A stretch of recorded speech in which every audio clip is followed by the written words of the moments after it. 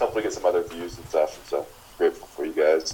I need your consent, but you can be on the vlog if you want. You have my consent.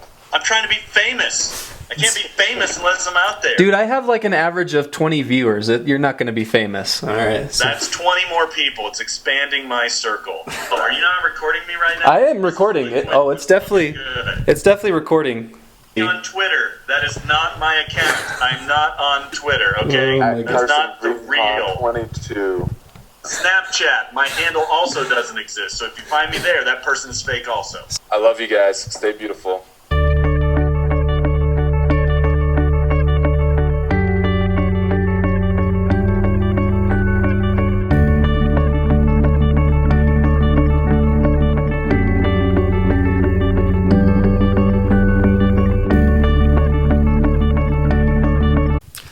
I love those guys. They're awesome.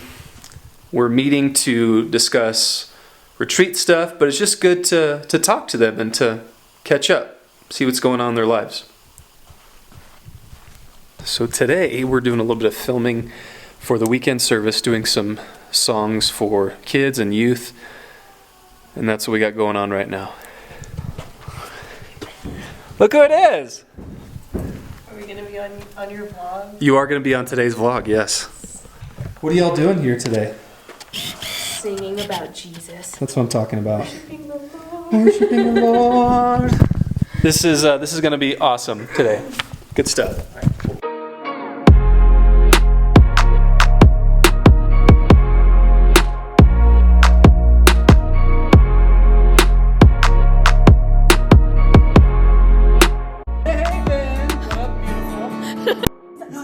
I know, right? Here we go.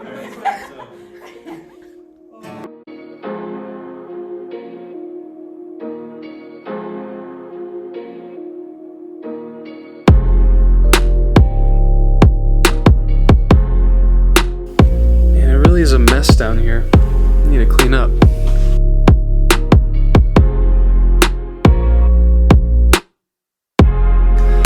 Okay. I haven't been down in the basement in a while to talk about our passage, but here we go.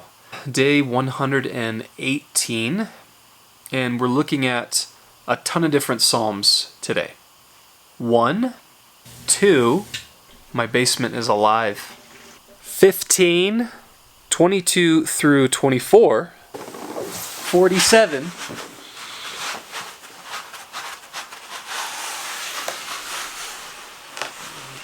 and 68. Psalms 1 is all about calling the man blessed who does not associate with the evil or the scorners, but rather he's grounded in the Lord and is like a tree planted by a stream that has deep roots, that bears a lot of fruit, and is not like the evil who's like chaff that just blows away. Psalm 2 is acknowledging the Lord's power over his enemies, that even though there are people that plot in such a way to undermine or destroy God's purposes and plans, that they're not going to be victorious. God is greater than all of that. Psalm 15 is David realizing and acknowledging that who is right before the Lord? Who can come into the dwelling place of God and live? Because God is holy and man is sinful. Those who honor the Lord by fearing his name are those that dwell in the presence of God. I'm kind of mad at today's reading because Psalm 22 through 24 is just some of the most beautiful passages in the entire Bible. You know, Psalm 22, David is crying out about his soul being afflicted, crying out to the Lord for help, pleading for the Lord to deliver him. But in this psalm we find some very purposeful and wonderful messianic prophecy about being pierced. And that's where we find those passages in this psalm. And then you know, like Psalm 23 is just like the awesome psalm. We just recently did a 4-week or 5-week. I think it was a 4-week. Wait, 6-week? I don't know. It was at least between 4 to 6 weeks. I don't remember how many exactly. Where we went through Psalm 23 like in that long of a time period, because it's just so wonderful and filled with beautiful imagery of who God is and who we are and how he cares for us and loves us and saves us. And then Psalm 24 speaks more about the wonder and the majesty of God, and this idea of who can be like him, or who is like God. It is God who is the King of glory. Psalm 47 continues that type of heart towards the Lord of, God, you are just so much greater than anything and everything else, and in fact everything on the earth belongs to you. You own it. Sing praises to God, for he is worthy. And then Psalm 68, it's a long psalm, there's a lot in it, but the idea there is how God is over his enemies. It kind of brings us back to Psalm chapter 2, where the enemies of God were trying to undermine, destroy God's plan, but God is kind of like laughing, like, who are you? You no way in compared to my power and majesty. And how God, he is over his enemies, even when it seems like at times, and the psalmists have expressed this, when God's enemies are victorious, God is still in control. It's really, these days where it's just the Psalms, it's really hard to pull one thing out. You know, we have to remember this is in the context of David in his initial reign as king over Israel. So as we read some of these things, there's, some of these things make sense as to why he would say what he says and the struggle that he's going through. But I think what impacted me from today's reading was kind of this comparison between God and his enemies. Some of the best movies are sports movies like Rocky.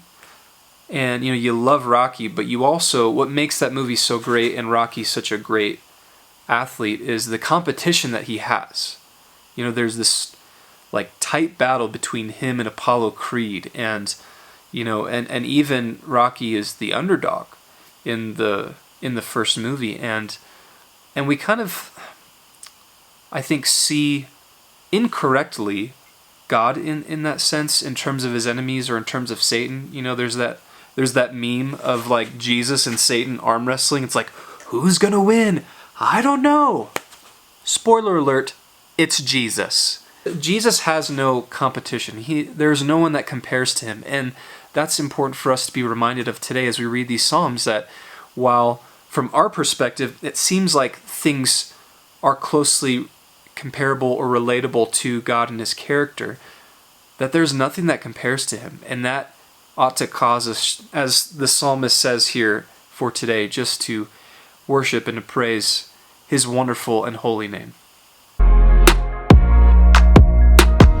Okay, this is a really special time for me because the boys are asleep. I'll take some time usually just to hang out with Monet or work on the vlog. And tonight, I have a very special treat for myself. I'm gonna go to Lowe's and King Soopers all by myself. I can't wait. It's the little victories in life that matter.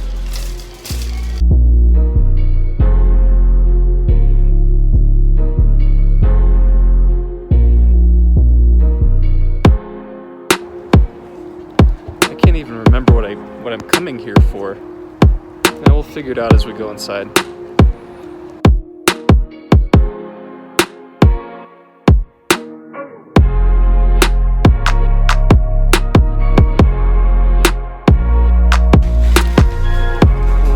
You have it.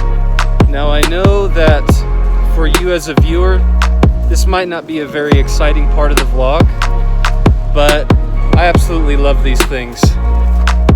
Just getting out, going to the store, it makes me so happy. I'm being serious, look.